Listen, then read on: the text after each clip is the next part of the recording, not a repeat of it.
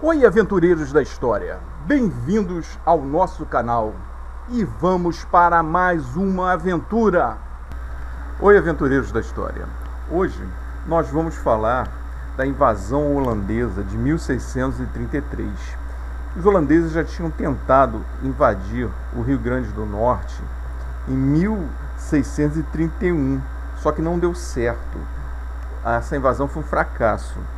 Então eles tentaram 2 anos depois, em 1633. Para isso, eles montaram uma esquadra. Não era tão grande quanto a primeira, mas era com pessoal muito bem treinado, mercenários poloneses, mercenários alemães. A Companhia das Índias Ocidentais, dessa vez, veio com força total. O alvo principal era o Forte dos Reis Magos. O Forte dos Reis Magos, ele começou no dia de Reis, né? Por isso que o nome dele é o Forte dos Reis Magos. E a cidade de Natal. Mas o alvo principal era o forte. A cidade de Natal, ela surgiu com os construtores do forte. Ele foi construído por causa da ocupação francesa. Isso já em 1598. O forte começou apenas como madeira, um forte madeira, tapume e algumas outras coisas, assim, bem improvisado. Depois ele se tornou esse forte que nós conhecemos. No dia 25 de dezembro de 1599, começou a construção do forte para valer. E ele foi o marco inicial da cidade de Natal. A posição dele era uma posição extremamente estratégica, mas ele tinha uma fragilidade.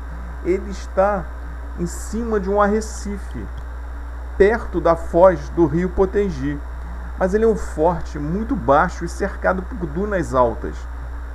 Então isso tornava vulnerável à artilharia.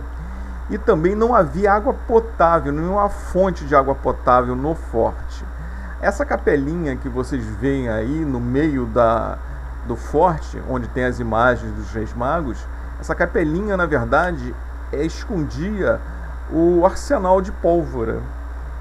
E o grande problema deles era a água. Uma vez cercado o forte, eles não tinham água para 3 dias. Tanto que os holandeses contavam com isso, eles não tomariam o forte de assalto. Quando houve a invasão, os holandeses, em 1633, eles desceram na praia de Ponta Negra, sem a menor resistência dos portugueses. Olha que os portugueses já tinham visto as velas da esquadra vindo para o litoral. Lá, os holandeses encontraram 300 índios potiguar, que já tinham sido arregimentados durante muito tempo, feito alianças com os holandeses. Eles odiavam os portugueses, que os portugueses transformavam os índios como escravos, e a conversão forçada. Os holandeses não estavam fazendo isso. Não é que os holandeses fossem bonzinhos, mas os índios não gostavam mesmo dos portugueses. Então o que os holandeses fizeram? No mesmo dia, a força holandesa, que contava com mais de 800 homens, munidos até de artilharia, eles se dividiram. Uma parte foi cercar o forte, outra, com os índios, atacar a cidade de Natal. E a cidade de Natal era uma cidade muito pequena, uma cidade bem simplesinha, sem guarnição, mal protegida, e foi um terror. Os habitantes correram para o interior, fugiram para o interior, para os engenhos, esperando alguma ajuda do Ceará, de Pernambuco, que não veio. Então o forte foi o alvo principal. Começaram o cerco do forte. Depois que destruíram a cidade, entraram na igreja, destruíram as imagens, converteram a igreja num templo protestante, os holandeses voltaram para o forte. Durante 3 dias, o forte foi cercado e atacado dia e noite, tanto por mar como por terra. E a guarnição já estava muito mal preparada, tinha pouca comida, pouca munição. Eles não se prepararam para um cerco prolongado. O forte, quando foi construído, era até considerado um forte moderno, mas naquela época já era considerado obsoleto daquele tipo de fortaleza.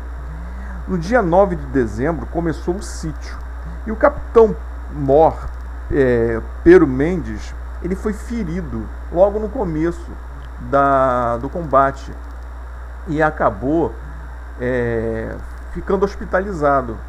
Depois de 3 dias, a bandeira branca foi hasteada e pediram a rendição.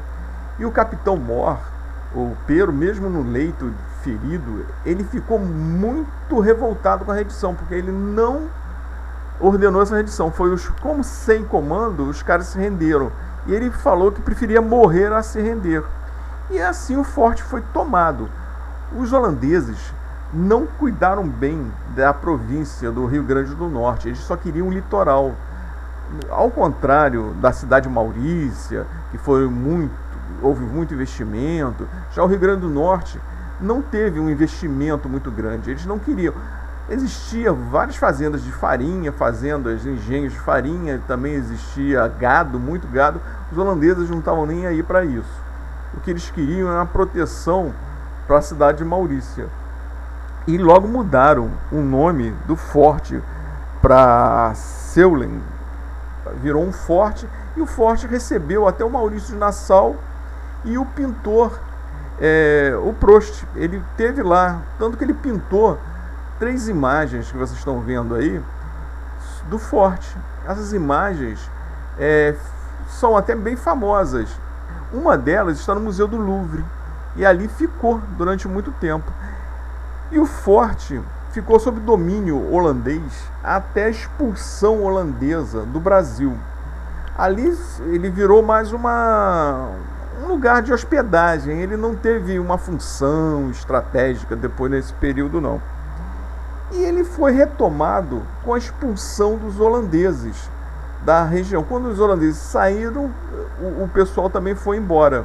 E o forte voltou às mãos dos portugueses.